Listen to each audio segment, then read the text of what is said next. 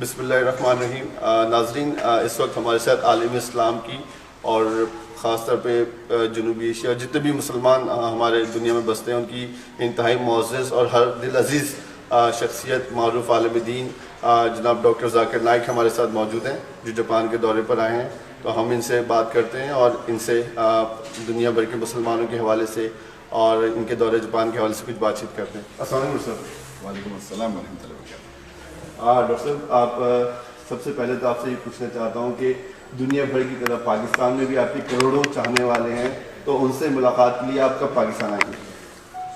الحمدللہ رب اشرح صدری ویسر لی امری واحلل عقدۃ من یفقهوا قولی۔ اور پاکستانی الحمدللہ دنیا میں سارے ملکوں میں بسے، تو میں ہزاروں پاکستانی کو ملتا ہوں، چاہے میں دبئی جاتا ہوں، سعودی جاتا ہوں، جاپان میں بھی ماشاءاللہ۔ اور میں پاکستان ایک بار آیا تھا 1991 میں، ایک بار جب میں تقریر نہیں کرتا تھا۔ ابھی الحمدللہ حالات اگر اچھے ہوئیں انڈیا پاکستان کی تو ضرور انشاءاللہ میں تشریف آؤں گا۔ تو پاکستانی جو آپ سے محبت کرتے ہیں، پاکستان میں آپ کو دیکھتے ہیں، دنیا بھر میں آپ جہاں جاتے ہیں آپ کا استقبال کرتے ہیں، آپ کی تقریر سننے کے لیے آتے ہیں، لیکچر سنتے ہیں، تو ان کے لیے کوئی میسج آپ دینا چاہیں گے؟ الحمدللہ پاکستان کا ایک مسلمان ہوں دنیا میں، میں یہ کہنا چاہتا ہوں کہ دنیا میں سب سے بہترین کتاب ہے قرآن۔ تو میں چاہتا ہوں کہ ہر مسلمان اور ہر غیر مسلمان قرآن کو ترجمے کے ساتھ پڑھے اور اس کے معنی کے اوپر عمل کرے۔ اچھا ڈاکٹر صاحب، ایک بات میں نے دیکھی جو ہمارے بھارت کے اندر پاکستان سے زیادہ تعداد میں مسلمان آباد ہیں، جیسے 20 کروڑ ہم کہتے ہیں، پاکستان میں تو ہم سمجھتے ہیں کہ 25 سے 30 کروڑ آبادی مسلمانوں کی بھارت میں بھی ہے۔ تو اکثر میں نے یہ سنا ہے کچھ ہمارے انڈین بھائی، مسلمان بھائی، وہ کہتے ہیں کہ انڈیا میں آنے والی جو بھی مسائل، جو پرابلمز ہیں پولیٹیکلی ان کے اوپر ہوتی ہیں، اس کی ایک وجہ پاکستان بھی ہے، یا پاکستان سے آنے والے بیانات ہیں، یا کوئی ایسی ہار جیت کا کرکٹ میں یا کھیلوں میں، تو اس سے ان کے اوپر پریشر بہت بڑھ جاتا ہے۔ تو آپ کیا سمجھتے ہیں، ایسا کچھ ہے؟ یہ میرے نظریے سے یہ زیادہ پولیٹکس ہے۔ تو پولیٹیکل لوگ ایک بہانہ ڈھونڈتے ہیں کس طریقے سے لوگوں کو مین مدعے سے ہٹانے کے لیے۔ تو اگر کچھ پاکستان میں کچھ پولیٹیکل پرابلم ہے تو لوگ کو اس کا دھیان اٹھانے کے لیے انڈیا کی توجہ دیتے ہیں، انڈیا میں پالیٹیشن وہ کرتے ہیں، اور خود کا کچھ تکلیف ہے، خود کی کچھ کمزوری ہے، لوگ اعتراض کر رہے تو دھیان ہٹانے کے لیے پاکستان پہ ڈائیورٹ کرتے ہیں۔ تو یہ پولیٹیکل ایک بہانہ ہے لوگ کو ایک دوسرے سے دھیان ہٹانے کے لیے۔ ورنہ میرے حساب سے دیکھے جاؤ تو جتنے بھی ہندوستان میں چاہے غیر مسلم ہو یا مسلم ہو یا پاکستان مسلمان ہیں، وہ ایک دوسرے سے محبت کرتے ہیں، لیکن کچھ چند لوگ ہیں جو اس کو پولیٹیکل مدعا بناتے ہیں اور اپنے ووٹ بینک کو بڑھانے کے لیے اس کا استعمال کرتے ہیں۔ سر، ابھی حالیہ دنوں میں ایک پولیٹیکلی ایک ایشو کھڑا ہوا ہے کہ بھارت میں گائے کے گوشت پر پابندی لگا دی گئی ہے، تو آپ سمجھتے ہیں کہ مسلمانوں کو اس قانون کا احترام کرنا چاہیے؟ بالکل، جہاں تک کہ مسلمان ہیں، ایک ہوتا ہے ذاتی رائے اور ایک ہوتا ہے کہ اسلامک رائے۔ جہاں تک کہ اسلامک شریعت یہ کہتی ہے کہ جو بھی ملک میں آپ رہ رہے ہیں اس ملک کے قانون کی پابندی کرو، انلیس وہ ملک کا قانون اللہ اور اللہ کے رسول کے قانون کے خلاف ہے۔ جب تک وہ ملک کا قانون اللہ اور اللہ کے رسول کے قانون کے خلاف نہیں جاتا ہے، ہمیں اس کی پابندی کرنا چاہیے۔ میں نہیں کہہ سکتا کہ ٹرین کی ٹکٹ بہت مہنگی ہے اس لیے میں ٹرین کی ٹکٹ نہیں لوں گا، کیونکہ یہ اسلام کے اندر حرام ہے۔ مثال کے طور پہ اگر کوئی ملک پابندی لگاتا ہے کہ نماز مت پڑھو، نماز پڑھنا اسلام میں فرض ہے، تو یہ آپ قانون مت مانیں، لیکن گائے کا گوشت کھانا اسلام میں فرض نہیں ہے۔ تو اگر کوئی پابندی لگاتا ہے تو ہمیں قانون کا احترام کرنا چاہیے۔ یہ اسلامک اصول میں ذاتی رائے مجھ سے پوچھیں گے تو یہ جو بیف بین ہے یہ بھی پولیٹیکل ایشو ہے، کیونکہ کروڑوں کی تعداد میں ہندو بھی کھاتے، نان ویج بھی کھاتے، مٹن بھی کھاتے، بیف بھی کھاتے، ان کی کتابوں میں لکھا ہوا ہے۔ تو اگر آپ یہ ایشو دیکھیں گے تو ان کے مذہبی کتابوں میں لکھا ہے کہ سنتوں نے گوشت کھایا اور گائے بھی کھائی، آپ سمجھے نا؟ تو یہ پولیٹیکل ایشو ہے اور یہ کچھ اسٹیٹ میں کافی سالوں سے بینڈ ہے۔ ابھی نئی گورنمنٹ آنے کی وجہ سے اور اسٹیٹوں میں پابندی لگا دی، اس کا مانٹ ہے اس سے زیادہ پابندی لگا گئی، اور یہ کہ اور کچھ ملکوں میں پابندی ہے کہ اگر آپ کھائیں گے تو 5 سال سزا۔ आप सोचिए अगर आप लड़की को मोलेस्ट करते हैं, उसको छेड़ते हैं, उसके साथ गलत बर्ताव करते हैं तो 3 साल की सजा, गाय का गोश्त खाएंगे 5 साल। तो ये मेरे हिसाब से कोई भी लॉजिक के हिसाब से सही नहीं। तो ह्यूमन राइट वॉल्यूशन में आ जाता है ये बात? काफी लोगों ने उसके ऊपर एतराज किया, लेकिन ये पॉलिटिक्स है। पॉलिटिक्स है।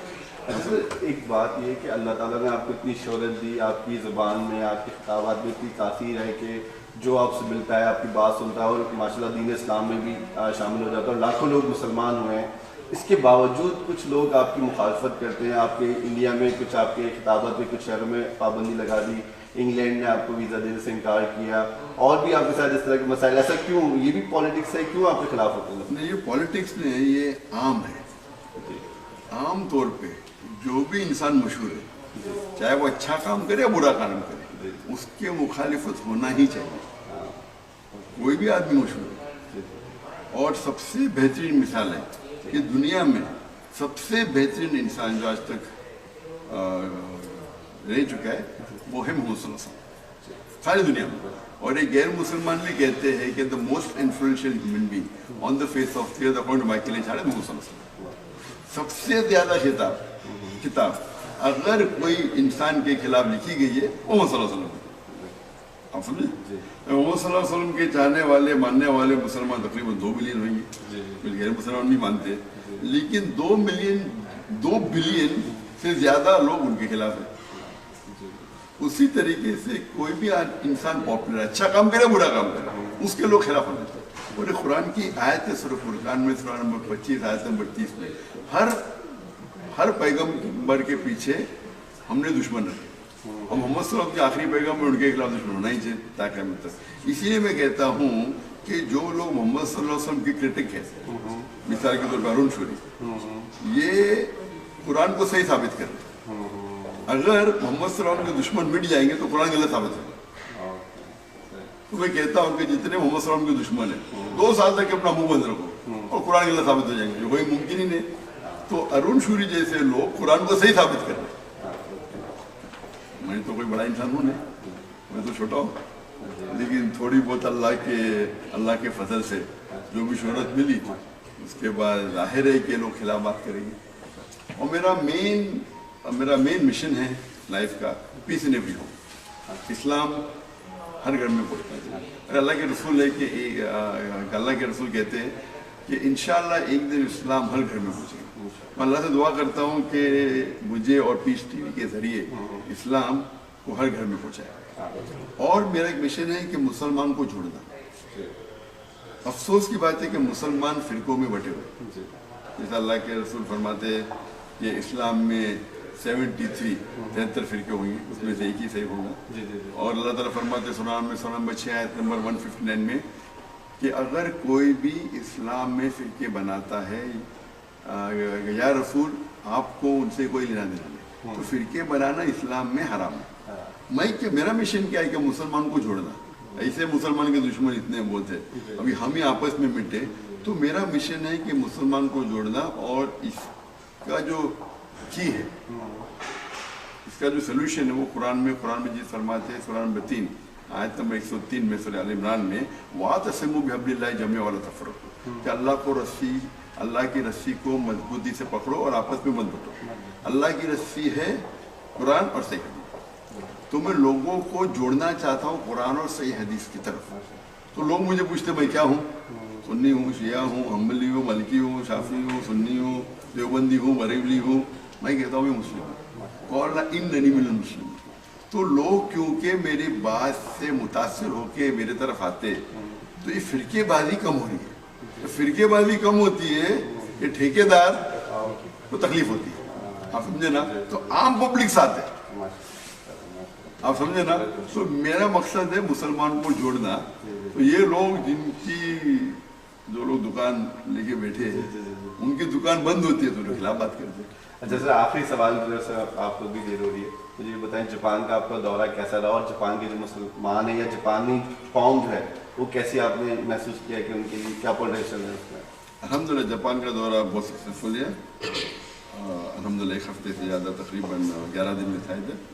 अल्हम्दुलिल्लाह में आखिरी दिन है اور میں پوٹینشیل دیکھے کہ جاپنیز ماشاءاللہ الحمدللہ ان کو اسلام کے بارے میں متاثر کرنے کے لیے بہت آسان ہے، ان کو دین کی دعوت دینا بہت آسان ہے۔ افسوس کی بات ہے کہ ہم مسلمان ہمارا کام ہے، ہم اگر دین کی دعوت دیں گے تو مجھے لگتا ہے بہت پوٹینشیل ہے۔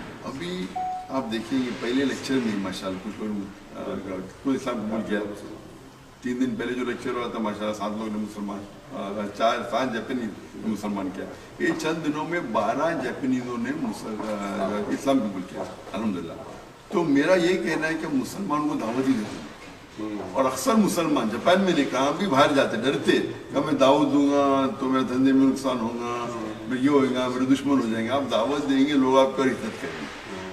تو ہم مسلمان کو ان کو دعوت دینا چاہیے صحیح طریقے سے، قرآن اور صحیح حدیث کی روشنی میں، اور مجھے لگتا ہے کہ اگر جاپان میں محنت کرے تو انشاءاللہ کافی لوگ اسلام قبول کریں گے، اور یہ ہمارا فرض ہے کہ اسلام کی دعوت لوگ غیر مسلمان سے پوچھیں۔ بہت شکریہ sir, thank you very much, thank you.